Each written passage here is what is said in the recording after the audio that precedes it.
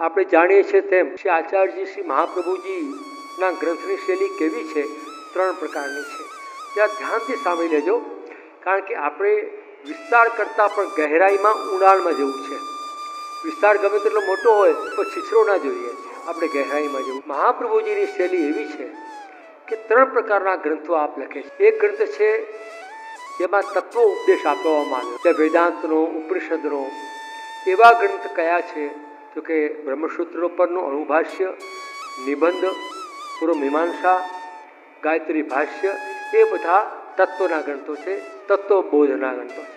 તત્વ ઉપદેશ, એમાં તત્વનો એટલે બ્રહ્મ કયો, પરમાત્મા કયો, જીવ અને જગતનો સંબંધ શું, જીવ અને બ્રહ્મનો સંબંધ શું, જગતને જીવ શું, સંસાર અને જીવનો સંબંધ શું, એ બધી તત્વજ્ઞાનની વાતો પુષ્ટિજીવને સમજવા માટે તત્વોપદેશ ગ્રંથમાં કર્યા. પછી આવે છે લીલા ઉપદેશ સુબોધજીમાં. શ્રી ભાગવત તો છે જ, પણ ભાગવતમાં રહેલા ભાગવત પિયુષ સમુદ્ર મથન ક્ષમ શ્રી ભાગવત ગૂઢાર્થ પ્રકાશન પરાયણ. આવા ભાગવતના ગૂઢ અર્થને જે કૃષ્ણ હાર્દવિક શ્રી વલ્લભ છે એ સમજાવી શકે, એટલે શ્રીમદ સુબોધજીમાં લીલો ઉપદેશ આપ્યો છે કે પ્રભુએ કઈ લીલા દ્વારા કયો ઉપદેશ સ્થાપિત કર્યો. તત્ત લીલા કરોથી શાસ્ત્ર સ્થાપયતી.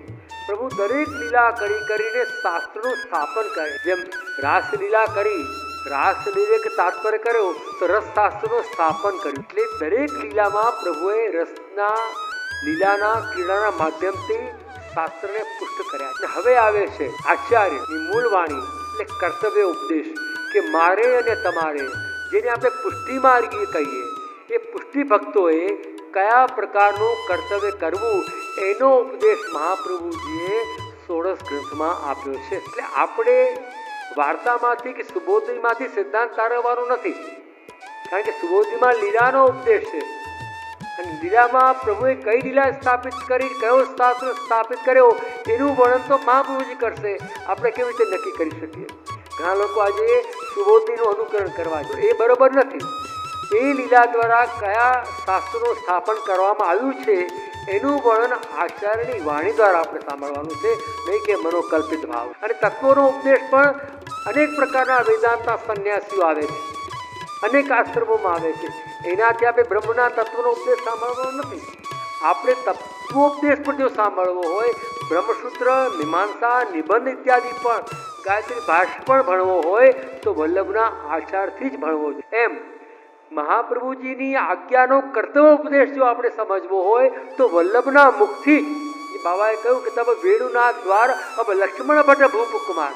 વલ્લભના દ્વારા વલ્લભની વાણીથી જ વલ્લભનો કર્તવ્યનો ઉપદેશ સાંભળીએ તો જ આપણે ફલીભૂત થાય, બીજાના મુખથી નહીં. કારણ કે ભાગવતમાં આવે છે કે સુખદેવજી એવા વિરક્ત હતા તો એના દ્વારા નિસ્તૃત થયેલી ભગવત રસની કથા એ પરીક્ષિતને ફલીભૂત થઈ. પરંતુ જો વક્તા સંસારી હોય, લોકેશના વાળો હોય, પ્રતિષ્ઠા, ખ્યાતિ અને ધનની પ્રાપ્તિની ઈચ્છા વાળો હોય તો શ્રોતામાં પણ આ જ સંસારનો ઉદ્ભવ થાય. એ ભાગવતના મહાત્મ્ય આપણે સાંભળીએ. વલ્લભની વાણી તો વલ્લભ દ્વારા જ સાંભળીએ, અને એવું સ્થાન ન મળે તો જાતે વાંચીએ, પણ વલ્લભનું સ્મરણ કરીને વાંચીએ તો એ વલ્લભના ગૂઢ અર્થ શ્રી ભાગવત ગૂઢાર્થ પ્રકાશન પરાયણ, એ સર્વોત્તમનું માધ્યમ લઈને, ગાયત્રી રૂપ સર્વોત્તમનું માધ્યમ લઈને એનો આશ્રય રાખીએ તો ગૂઢ અર્થનો પ્રકાશ પણ મહાપ્રભુજી પુષ્ટિ ભક્તોના હૃદયમાં જરૂર કરશે. અને આજે મને વિશ્વાસ છે કે આ કૃષ્ણાશ્રય ગ્રંથમાં અમે કેટલી વાર આ ગ્રંથ લીધા છે. અમારી 2009માં પરિક્રમા હતી ત્યારે પણ કૃષ્ણાશ્રય લીધેલો છે.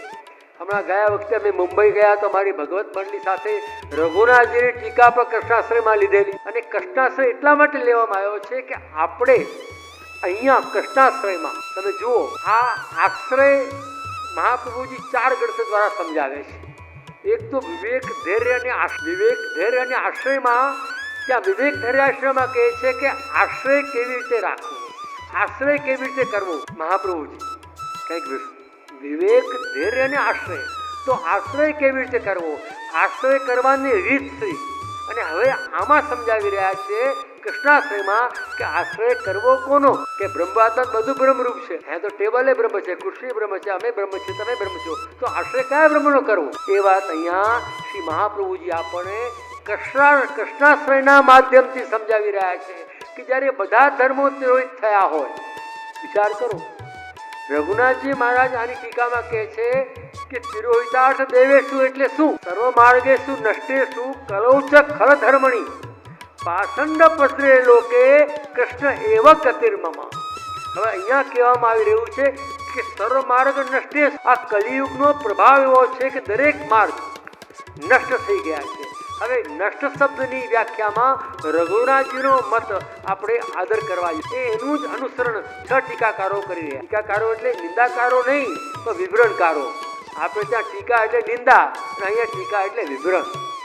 લોકમાં જે દૂષણ છે પુષ્ટિમાં એ ભૂષણ. એટલે અહીંયા રઘુનાથજી કહે છે કે નષ્ટ થયા એટલે નાશ પામ્યા નથી, કારણ કે કર્મ માર્ગ એ પણ ભગવદ્ ગીતા પ્રમાણે કર્મ રૂપે બી ભગવાન પ્રગટ થયા છે, જ્ઞાન રૂપે બી ભગવાન જ પ્રગટ થયા છે અને ભક્તિ રૂપે બી ભગવાન જ પ્રગટ થયા છે, એવો મહાપ્રભુજીનો મત. એટલે જૈમિનીનું જે પૂર્વ મીમાંસા શાસ્ત્ર, વ્યાસજીનું કે ઉત્તરકાંડ બ્રહ્મસૂત્ર, પૂર્વકાંડ ને ઉત્તરકાંડ બંને પ્રભુના સ્વરૂપો છે. એક જ્ઞાન રૂપે, એક કર્મ રૂપે. કર્મ રૂપે જૈમિનીનો પૂર્વકાંડ છે, જૈમિનીનો મત, અને ઉત્તરકાંડ એ આપણે અહીંયા ઉપાસના જ્ઞાન માર્ગ છે, ત્યાં કર્મ માર્ગ નથી આવતો. બ્રહ્મસૂત્ર એ ઉત્તરકાંડની વાત આવે છે. તો અહીંયા બંને રૂપે મહાપ્રભુજી કહે છે કે પૂર્વકાંડમાં કર્મ રૂપે ભગવાન પ્રગટ થયા છે અને જ્ઞાન કાંડમાં જ્ઞાન રૂપે ભગવાન પ્રગટ થયા છે. બંને એક થઈને તનુધારી કૃષ્ણ એ ભાગવતમાં પ્રગટ થયા છે અને મારા તમારા ઘરમાં એ ભાગવતમાં રમણ કરતો કૃષ્ણ એ યુગલ ગીતમાં રાસલીલામાં જે ગોપીજનોના હૃદયમાં બિરાજી ગયો એ કૃષ્ણ મારી અને તમારી સેવામાં ઘરમાં બિરાજ. આ મહાપ્રભુજીનો આ નંદાયલે વાળો કૃષ્ણ નહીં, ખાલી આ મંગળા થઈને સેન થઈને રાજભોગ થયા. આપણે તો ભગવાનના ખાલી દર્શન કરીએ છીએ, અહીંયા તો આશ્રય કરીને દર્શન કરવાની વાત કરે છે. તમે વિચારજો એકવાર. રઘુનાથજી કહે છે કે નષ્ટ થયા નથી, તિરોહિત થઈ ગયા છે. વિચાર, કારણ કે તિરોભાવ થવું એટલે લગભગ દેખાવું નહીં. કારણ કે જો નાશ કરી દઈએ તો આ તો કર્મ રૂપે બી ભગવાન પ્રગટ થયા છે, ભક્તિ રૂપે બી ભગવાન પ્રગટ થયા છે, જ્ઞાન રૂપે બી ભગવાન થયા છે. ભગવાન કોઈ દિવસ નષ્ટ થાય નહીં, પણ આ કલયુગના પ્રાબલ્યના કારણે એ તિરોહિત થઈ ગયા છે. તિરોહિત થઈ ગયા એટલે લુપ્ત થઈ ગયા છે, દેખાતા નથી. અને દેખાવાના જે સાધન છે એ ધર્મ પણ અહીંયા તિરોહિત. દેશ, કાલ, મંત્ર, કર્તા, સાધન, આ 6 ધર્મો જે છે ધર્મના અંગ એ બધા અશુદ્ધ. દેશ, કાલ, મંત્ર, કર્તા, સાધન આ બધા જ અશુદ્ધ થઈ ગયા છે. જે કરવા જવું સાધન શુદ્ધિ નથી. તમે કથા કરાવો તો પેલા કથાકાર કે પાટલા શુદ્ધિ કરજો. આપણે પ્રસાદ લેવા બેસીએ તો કોઈ પોતનું કરજો. કોઈ પણ જગ્યાએ વૈદિક કે કર્મકાંડ કરવું હોય તો જગ્યાની શુદ્ધિ કરજો. ઓમ પવિત્રવા પવિત્રવા બોલીને પુંડરાક્ષને ભગવાનને બોલાવી કે જગ્યાની શુદ્ધિ માટે. પણ એ શુદ્ધિ માટેની જગ્યા જ કલિયુગમાં નથી રહી. અને એનો અનુભવ આપણે છે એમ નહીં, મહાપ્રભુજીને 500 વર્ષ પહેલા થઈ ગયો છે. તો અત્યારે તો ક્યાં પહોંચી હશે ગાડી? વિચાર કરો તમે. આ વાણી મહાપ્રભુજી 500 વર્ષ પહેલા કહી રહ્યા છે. અત્યારે તો ચારે બાજુ આપણે ઘેરાયેલા છીએ અને માત્ર વલ્લભના આશ્રયથી જ બોલી રહ્યા છીએ માનજો. બાકી મારી બોલવાની, તમારી સાંભળવાની ક્ષમતા જતી રહી છે નિશ્ચિત માનજો. આ આશ્રયની પુષ્ટિની વાતો કરી છે ને ખાલી આ કંઠીમાં દેખાય છે એટલું નથી, વિચારમાં નથી, આચારમાં નથી, મનમાં. માત્ર વલ્લભ કૃપા કરે. અને આ જે ધર્મો હવે નથી રહ્યા, ધર્મો તિરોહિત થઈ ગયા છે, તો શું કરવું? આખા કૃષ્ણાશ્રયની સમુરાઈ હું તમને પહેલા કહી દઉં છું, આખો સાર તમને પહેલા કહી દઉં છું, પછી એક એક શ્લોક આપ. આખો સાર શું કહે છે કે બધા ધર્મો તિરોહિતાર્થ દેવેશ સર્વ માર્ગેષુ નષ્ટ. જે માર્ગ ધર્મના હતા, જ્ઞાન માર્ગ, કર્મ માર્ગ, ભક્તિ માર્ગ, એ બધા જ માર્ગના સાધનો, માર્ગના સિદ્ધાંતો બધા જ લુપ્ત પ્રાય થઈ ગયા છે. જેમ કોઈ આપણે જૂના સ્થાપત્ય જોવા જઈએ, ભારતમાં ઘણા જૂના સ્થાપત્ય છે, તો એ સ્થાપત્યોના ખંડેરા આપણને દેખાય. કલ્પના કરવી પડે કે આ પછી ગાઈડ બતાવે કે આ જગ્યાએ આવા રાજા હતા, આવું રાજ ચાલતું હતું, બરાબર ને? એવી રીતે આપણને ભલે વજમાં કે તીર્થસ્થળોમાં બધે મકાન દેખાતા હોય, પણ એ બધી એવી વાર્તાઓ રહી ગઈ છે. પણ ત્યાંનો જે તિરોહિતાર્થ દેવેશુ, એ તીર્થના દેવતાઓ પણ તિરોહિત થઈ ગયા. જેમ આપણા ઘરના વડીલો હોય એનું સન્માન ન રહે, એમનું આચાર વિચારનું ભાન આપણે ન રાખીએ તો એ લોકો મૌન થઈ જાય. આપણા ઘરમાં બી તમે જોજો, પ્રભુ કૃપાથી વૈષ્ણવના ઘરમાં આવો ત્રાસ તો ન હોય, પણ જે ઘરમાં વડીલો હોય તમે એમને જય શ્રી કૃષ્ણ બી ન કરો, કેમ છો એ બી ન પૂછો, સેવા કરતા હો તો ભલે કરતા એવી રીતે, આપણે કોઈ લેવા દેવા જ ના હોય અને એનું સન્માન બી ન જાળવીએ તો એ લોકો બોલવાનું બંધ કરે. એનો મતલબ શું થયો?